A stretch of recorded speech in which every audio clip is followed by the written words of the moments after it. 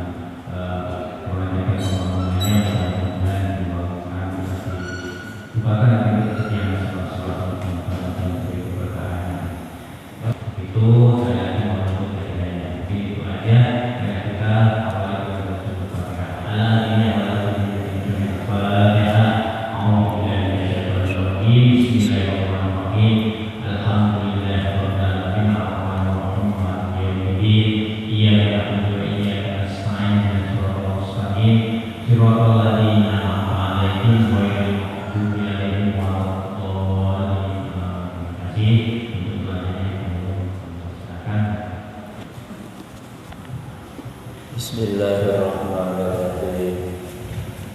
Assalamualaikum warahmatullahi wabarakatuh. Subhanallah walhamdulillah wa la ilaha illallah wallahu akbar. Subhanallah wa ala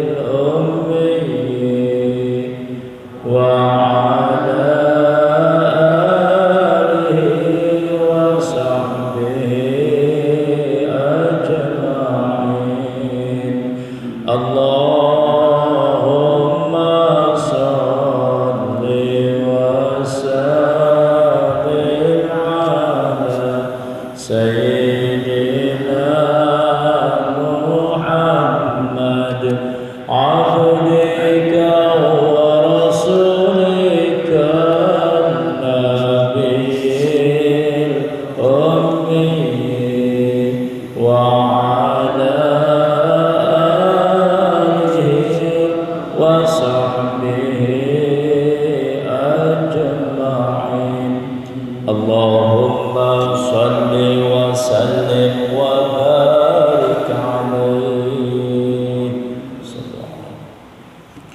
الحمد لله رب العالمين وبه نستعين على أمور الدنيا والدين والصلاة والسلام على أشرف الأنبياء والمرسلين سيدنا وحبيبنا ومولانا محمد وعلى آله وصحبه أجمعين أما بعد اللهم بك أصبحنا وبك أمسينا وبك نحيا وبك نموت وإليك المصير أصبحنا على فطرة الإسلام وكلمة الإخلاص وعلى دين نبينا محمد صلى الله عليه وسلم وعلى ملة أبينا إبراهيم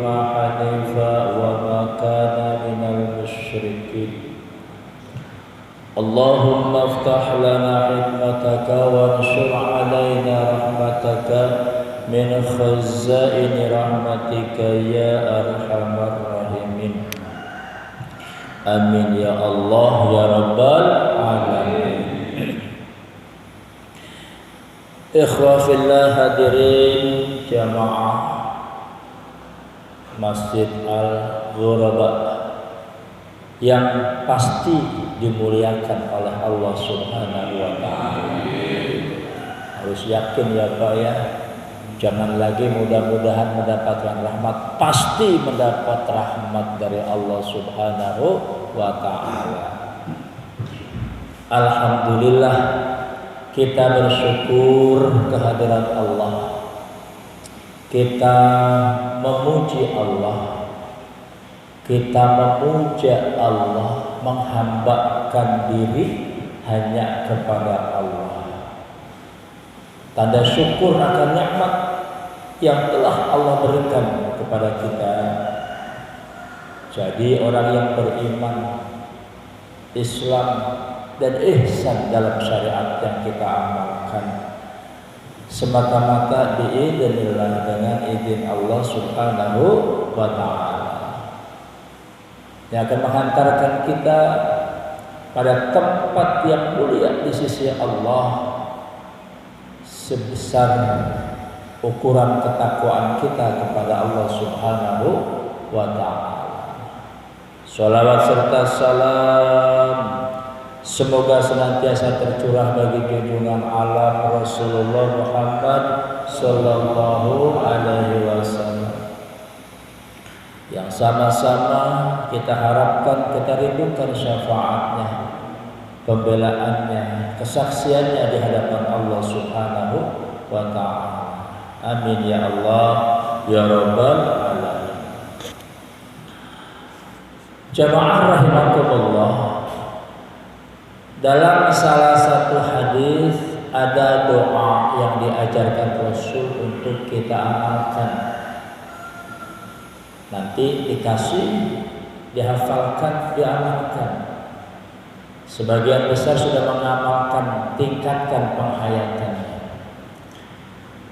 Doa tersebut adalah Allahumma a'inna ala dzikrika wa syukrika wa husni ibadatik. Hafal ya Pak ya. Allahumma a'inna ala dzikrika wa syukrika wa husni ibadatik. Kita mohon kepada Allah, ya Allah, jadikanlah kami orang yang selalu bersyukur akan nikmat yang telah Engkau berikan. Ya. Allahumma a'inna ala dzikrika. Ya Allah, jadikanlah kami termasuk orang yang selalu mengingat-Mu, bersyukur akan nikmat yang telah Engkau berikan, dan baik dalam beribadah kepadamu. Ada 3 kata di sana.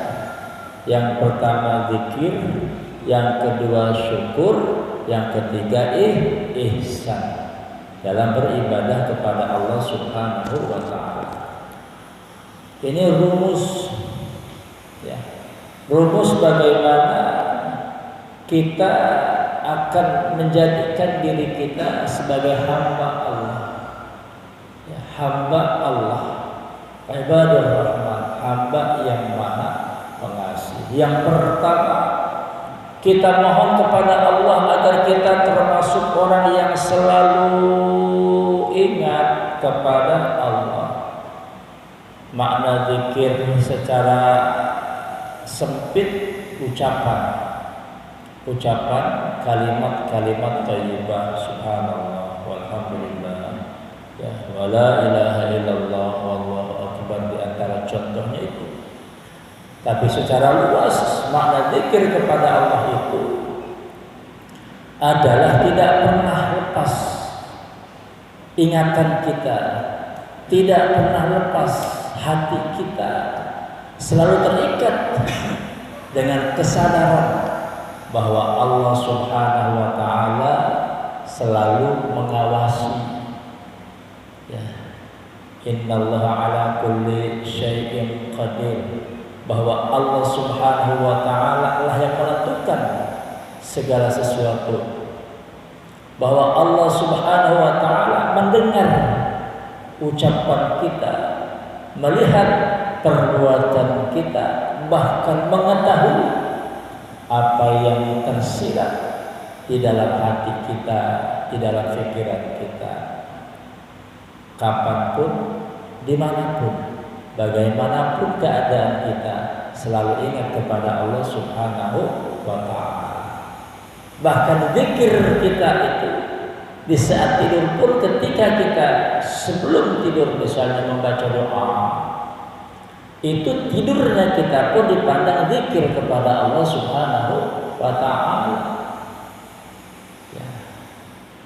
Dalam Al-Qur'anul Karim ayatnya tegas, kewajiban bagi orang yang beriman untuk selalu ingat kepada Allah Subhanahu wa ta'ala. Satu contoh zikir yang terbesar itu adalah mengerjakan sholat. Wa aqimus sholata lidzikri, dan tegakkanlah sholat untuk mengingat aku, kata Allah. Faqad qala Allah ta'ala, a'udzu billahi minasy syaithanir rajim. Ya ayyuhalladzina amanu dzkurullaha dzikran katsira wasabbihuhu bukratan wa asila. Sadaqallahul azim. Ya ayyuhalladzina amanu. Dulu kita memahami, wahai orang-orang yang beriman. Naik makomnya sekarang, Pak. Wahai diriku, gitu ya. Naikin makomnya. Jangan pada pihak yang ketiga, tapi pada pihak yang pertama. Wahai diriku, gitu.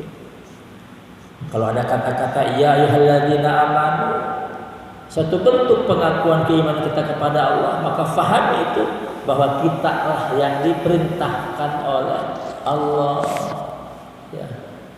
Yang wahai orang-orang yang beriman, kita masuk enggaknya, gitu ya. Nah, makom kita, tempat kita harus sampai tingkatan bahwa sadari itu yang dipanggil bukan orang lain tapi diri kita. Ketika kita baca ayat itu, wahai diriku. Ada perintah, pasti tuh. Kalau dipanggil pasti akan diperintahkan. Kita dipanggil, kita jawab labbaik Allahumma labbaik. Ya, kami datangi ya, seruan dan panggilanmu ya Allah. Kami datangi, kami siap. Apa perintah Allah? Udzkurullaha dzikran katsira. Ya, ingatlah oleh kamu sekalian Allah. Itu belum selesai. Dzikran katsira, dengan ingat yang banyak. Ya, dengan ingat yang banyak. Ya, kalau bahasa lainnya diungkapkan kata-kata apa? Ittaqullaha haitsuma kunta, itu. Ya, bertakwalah kamu sekalian kepada Allah dimanapun kamu berada. Itu makna dzikran katsira. Zikir yang banyak, tidak dibatasi oleh waktu, tidak dibatasi oleh tempat, tidak dibatasi oleh jumlah dan bilangan, tapi dibatasi oleh kemampuan kita ketika kita sungguh-sungguh mengerjakannya. Bukan dibatasi oleh kemauan kita, dibatasi oleh kemampuan kita. Istita'ah itu adalah kemampuan yang maksimal yang bisa kita kerjakan. Dan jangan membebani diri kita. Jangan sampai menimbulkan penyakit bagi kita. La yukallifullahu nafsan illa wus'aha.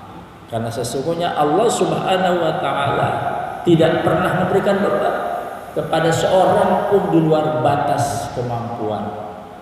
Oleh karena itu selama dalam batas-batas kemampuan Allah, nikmati, ikuti, laksanakan, ya. Insya Allah, kalau itu kita lakukan karena Allah, ya, orang bilang kalau lillah tidak akan lelah. Gitu Pak ya. Kalau lillah tidak akan lelah. Kita taklim, ngaji, jangankan semenit, 2 menit, 30 menit, 1 jam, 2 jam. Kalau lillahi, karena Allah, pasti tidak akan lelah. Jadi kata kunci untuk zikir, untuk ingat kepada Allah itu adalah lillah dalam segala hal. Ya, dalam segala hal. Bekerjanya kita lillahi ta'ala, perkara berapa hasilnya nanti itu terserah Allah. Gitu. Belajarnya kita sungguh-sungguh karena Allah, perkara pinter tidak pinter, masuk enggak masuk itu terserah Allah. Maka posisi kita saat ini ada pada posisi selalu siap melaksanakan, bukan selalu mengharap dan meminta balasan dari pelaksanaan. Karena apa? Karena itu mah sudah pasti, Pak. Enggak usah kita minta, pasti Allah kasih. Yang kita utamakan bagaimana kita mengerjakan, bagaimana kita melaksanakan, bagaimana kita mengamalkan. Saya biasanya kalau berangkat, contohnya tadi subuh nih, nggak tahu ke depannya. Tadi masih di portal, ya Pak ya, masih di portal tuh. Waduh, di portal. Saya nggak berani buka karena ada tulisan di sana. Ya, mulai dari jam berapa tuh sampai dengan jam 5. Lihat belum jam 5. Saya ambil handphone, saya mau nge-WhatsApp, mau laporan. Assalamualaikum. Ini belum sempat dikirim nih. Saya foto, mohon maaf jamaah, saya balik pulang karena jalan di portal gitu. Baru mau saya klik, tiba-tiba saya lihat belakang ada orang jalan. Mau ke masjid, cuman bukan ke sini. Pak Ustadz, mau lewat? Iya. Bisa dibuka kok katanya. Dibukain tuh Pak, diangkat. Ya. Alhamdulillah sampai tadi. Nah, lain kali di portalnya tulis kalau sampai jam 4 kan saya berani ngangkat itu. Karena tulisan sampai dengan jam 5 saya nggak berani ngangkat Pak. Tapi karena yang ngangkatnya warga setempat, alhamdulillah. Biasanya Kalau berangkat ke sini nggak pernah ketemu orang-orang yang seperti itu, sendiri aja gitu. Pas tadi biidznillah, alhamdulillah Allah izinkan saya untuk hadir. Ada yang datang membukakan. Saya bilang, Pak, bareng ke Al-Ghuraba? Oh enggak, saya ke masjid yang lain. Oh ya sudah, salam datang sampai di sini. Ya, berangkat billahi ta'ala, insya Allah dimudahkan jalan. Ya Pak ya, bekerja lillahi ta'ala, insya Allah dimudahkan jalan. Nuntut ilmu lillahi ta'ala, insya Allah dimudahkan faham.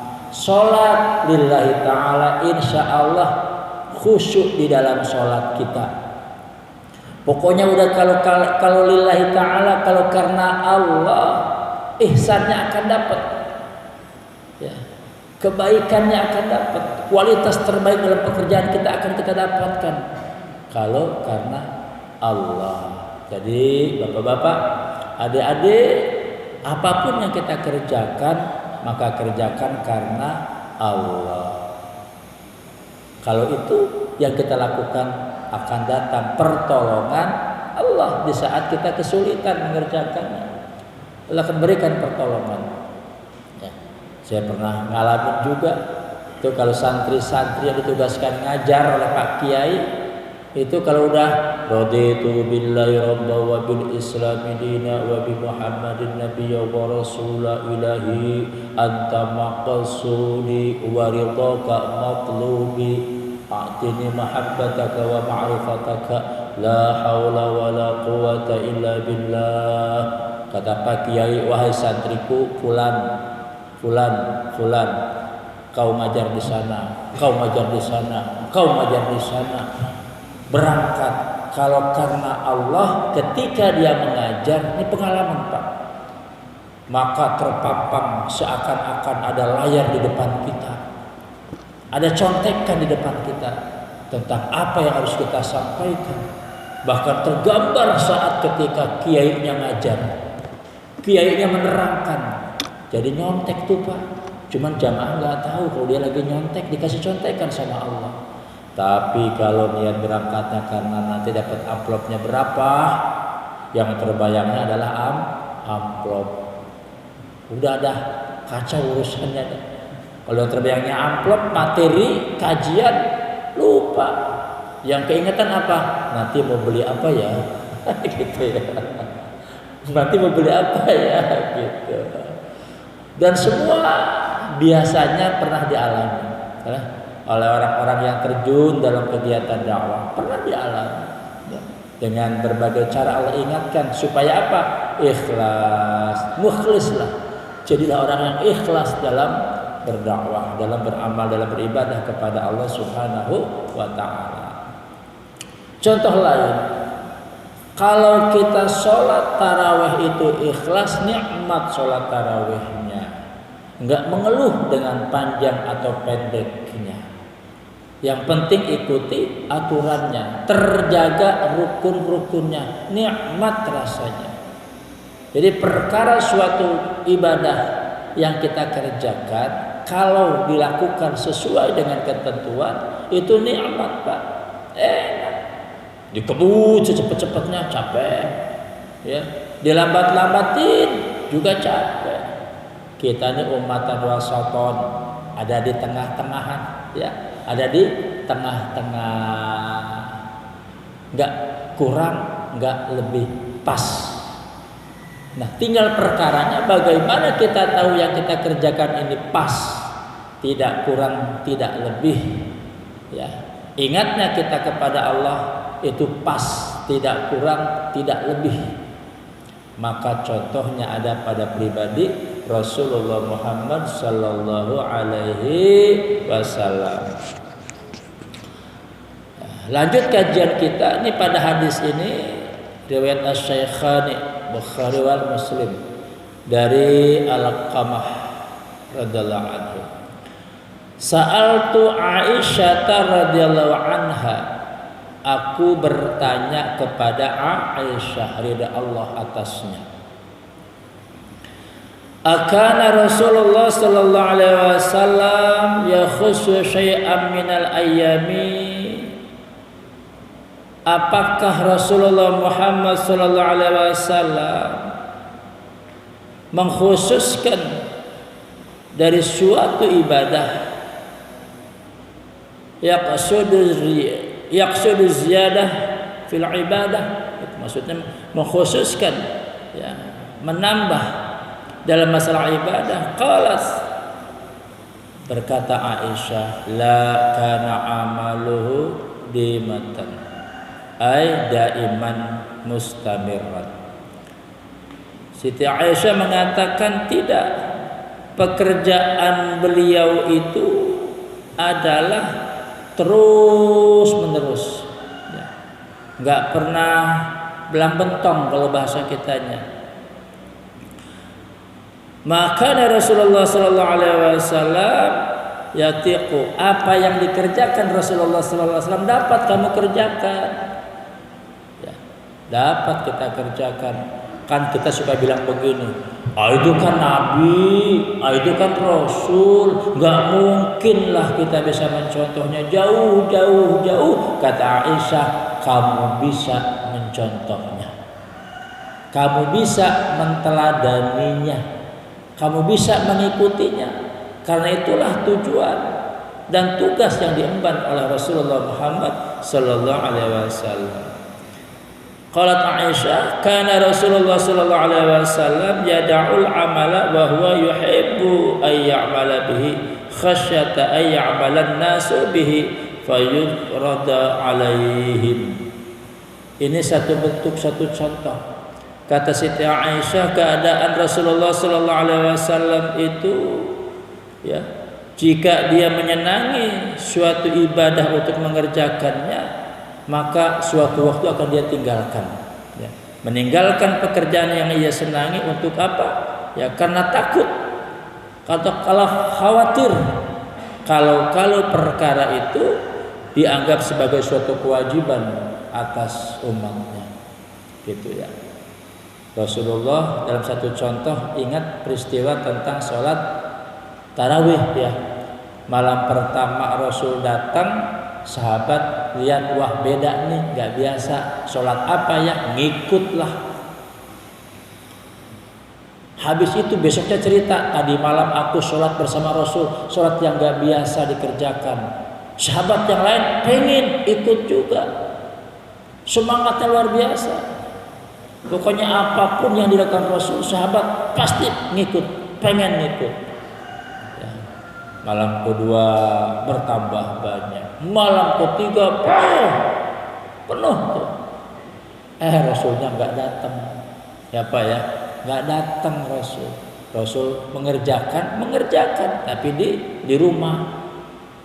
Besoknya subuhnya Rasul mengatakan, aku tahu kalian tadi malam hadir menunggu-nunggu untuk sholat bersamaku, tapi ketahuilah aku khawatir, gitu. Kalau ya kalian umatku menganggap ini wajib bagimu. Menunjukkan apa? Perkara hukum sunnahnya. Satu contoh tuh, ya. Nah, kita minta kepada Allah agar termasuk orang selalu zikir, ingat kepada Allah Subhanahu wa taala, ya. Ini sudah kita awali subuh kita, pagi hari kita dengan beribadah zikir kepada Allah Subhanahu wa taala. Demikian jamaah kajian kita pada kesempatan hari ini, mudah-mudahan ada manfaatnya.